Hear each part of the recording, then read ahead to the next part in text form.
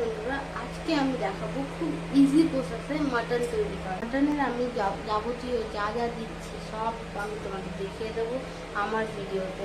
চলো তোমরা আমাকে ফলো, লাইক আর সাবস্ক্রাইব করে দিও। কেমন? এখানে আছে আমাদের 500 মাটন।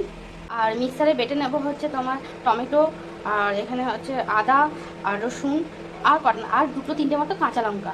আর আমি ফোড়ন দেবো হচ্ছে এলাচ, দারচিনি, লবঙ্গ আর গোলমরিচ, তেজপাতা। আর ভাজা করবো হচ্ছে পেঁয়াজ।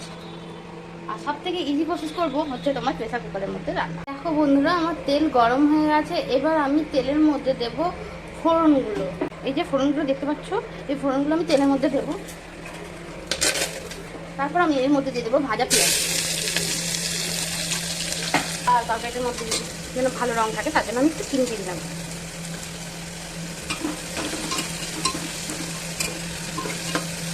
সর্ষের তেলে করলে মাংসের কালারটা খুব ভালো আসে, যার জন্য সর্ষের তেলে রান্নাটা করা হয়। আপনারা চাইলে রিফাইন তেলে এর মধ্যে দিতে পারেন। পেঁয়াজটা লাল করে ভাজা হয়ে গেছে। এবার আমি এর মধ্যে দিয়ে দিচ্ছি মশলা বাটারটা, এটা আমি বেটে রেখেছিলাম।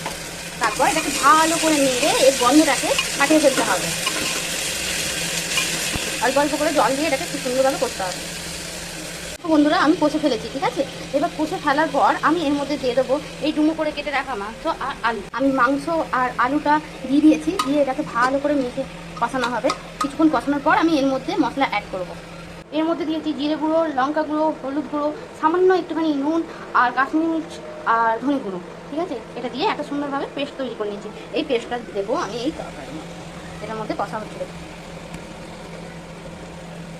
মাংসটা এবার আমি খুব ভালো করে কষবো। কষে এটাকে আমি প্রেসারে ঢাকা দিয়ে দেবো। তো বন্ধুরা, আমি খুব ভালো করে মাংসটা কষে নিয়েছি। এবার আমি এর মধ্যে দিয়ে দেবো সমস্ত পরিমাণ মতো জল। দিয়ে প্রেসার কুকারটাকে আমি ঢাকা দিয়ে দেবো। 3টে সিটি দেবো, ঠিক আছে। সিটি দেওয়া হয়ে গেছে। হওয়ার পর দেখো মাংসটা আমি একটুখানি গরম মশলা দিয়ে দিচ্ছি, ঠিক আছে।